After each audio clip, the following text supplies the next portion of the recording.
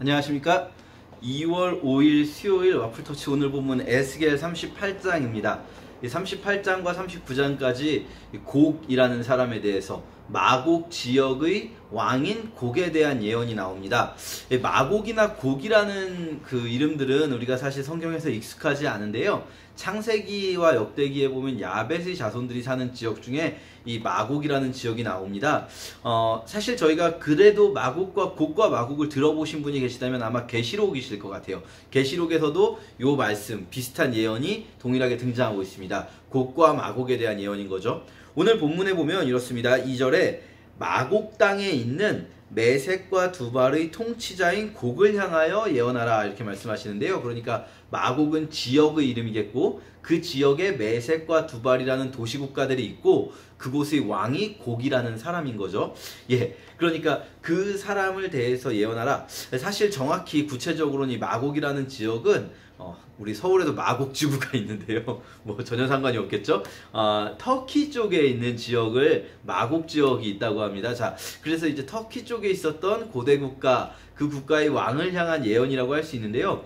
사실 저희가 굳이 그 직접적인 당시에 있었던 나라에 대한 예언으로 해석할 필요는 없습니다. 왜냐하면 이것이 회복된 이스라엘의 회복된 이후에 있을 어떤 또 다른 공격에 대해서 말씀하시면서 계시록에서도 곡과 마곡에 대한 예언이 나온다는 것은 이것은 앞으로 있을 어떤 영적인 싸움에서의 이야기로 해석이 가능하다는 거죠. 자, 그러면 어떤 영적인 싸움인가? 어제부터 이제 쭉 그제도 말씀드렸지만 회복의 이야기입니다. 계속 회복의 예언들이 있는데 어제 본문에서 어떻게 회복시키실 것인가? 회복 이후에는 이제 남유다와 북이스라엘이 연합될 것이고 그들이 단순히 나라가 다시 세워지는 것이 아니라 하나님께서 원하시는 삶으로 변화되는 범죄하고 타락한 삶으로부터 구원받아서 정결한 삶이 되는 것, 이런 회복들이 일어날 것이다 말씀드렸는데요.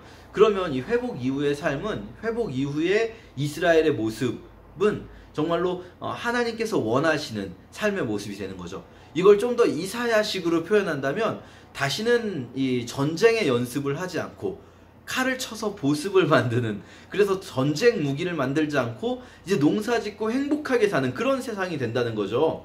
그러면 이런 질문이 생길 수 있습니다. 그렇게 좋게만 살면 과연 그 외부의 침략으로부터 보호할 수가 있겠습니까? 이런 질문이 생길 수 있는 거죠. 우리식으로 표현한다면 이겁니다. 우리가 하나님께서 우리를 그 전의 삶에서 구원하셔서 새로운 삶을 살게 하셔서 우리가 이제는 정말로 하나님의 뜻대로, 하나님이 원하시는 삶의 방식대로 살아간다면, 그러면 그게 정말 그냥 뭐 우리 생각하는 것처럼 아름다운 세상이면 좋겠는데 세상은 그렇게 아름답기만 하지 않잖아요. 외부에서 우리를 공격하는 세력은 분명히 있을 겁니다.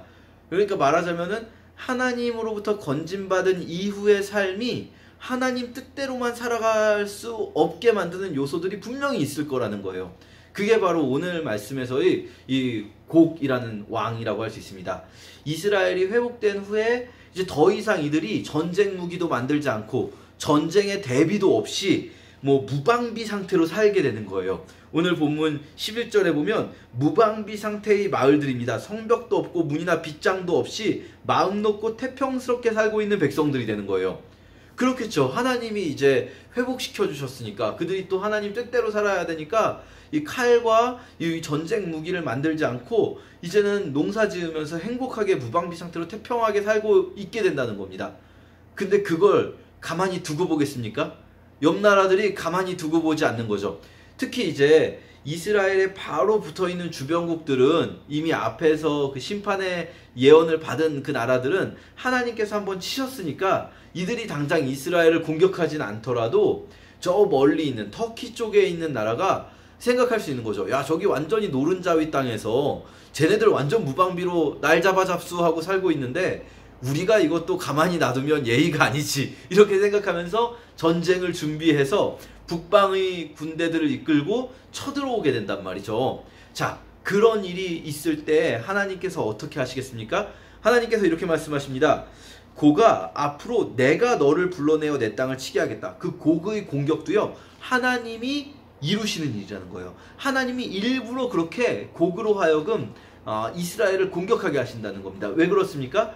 마지막에 보면 그제서야 그들이 나를 여호와인 줄 알게 하기 위한 거죠. 곡이 이스라엘, 이렇게 태평하게 살고 있는 이스라엘을 공격할 때 어떤 일이 벌어질까요? 하나님이 이스라엘을 지켜주시는 걸 모두가 보게 되는 겁니다.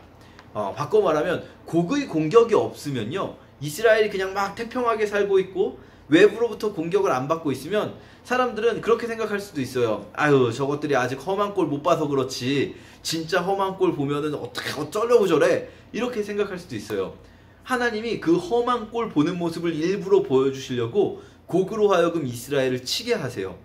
그리고 나서는 하나님이 곡의 군대를 물리치시는 모습을 모두가 보게 해주시는 거죠. 그때 이 열방이 이스라엘을 통해서 하나님을 보게 된다는 겁니다. 이 장면을 계시록에서는 하나님이, 이스라엘은 성벽도 없고 성문도 없는데 하나님이 친히 이스라엘의 성벽이 되어주신다, 이렇게 표현하고 있어요. 정말 멋지지 않습니까? 우리가 오늘 본문을 우리에게 적용한다면 그럴 거예요. 우리가 정말로 하나님 뜻대로 살아가는 삶을 살려고 할 때 우리 자신도 불안할 수 있고 우리를 보는 사람들도 야, 저거 저렇게 살다가 한번 쓴맛 보지, 이렇게 생각할 수 있습니다. 그런데요, 하나님은요, 우리를 그냥 그렇게 태평하게 살게 두지 않으시고 일부러 쓴맛 보게 해주십니다. 쓴맛 보게 해주시는데 어떤 걸 보여주시냐? 그 쓴맛을 하나님의 능력으로, 내가 성벽을 치고 내가 뭐 준비를 해서 벗어나는 것이 아니라 하나님이 나의 성벽이 되셔서 그 쓴맛을 벗어나는 것을 보여주심으로써 나도 하나님을 향한 믿음을 더욱 굳건히 가질 수 있고, 뿐만 아니라 나의 그런 삶의 모습을 통해서 내 주변의 사람들이 하나님의 일하심을 보게 하신다는 거죠. 우리가 오늘 본문 묵상하면서 생각해 봤으면 좋겠습니다. 내가 혹시 하나님으로부터 거듭난 삶을 살고 있다고 하면서도 여전히 혹시 불안해서 나의 성벽을 만들고 있진 않은가? 우리가 나의 성벽을 만들면 하나님이 우리의 성벽 되어 주시는 일을 경험하기 어렵습니다.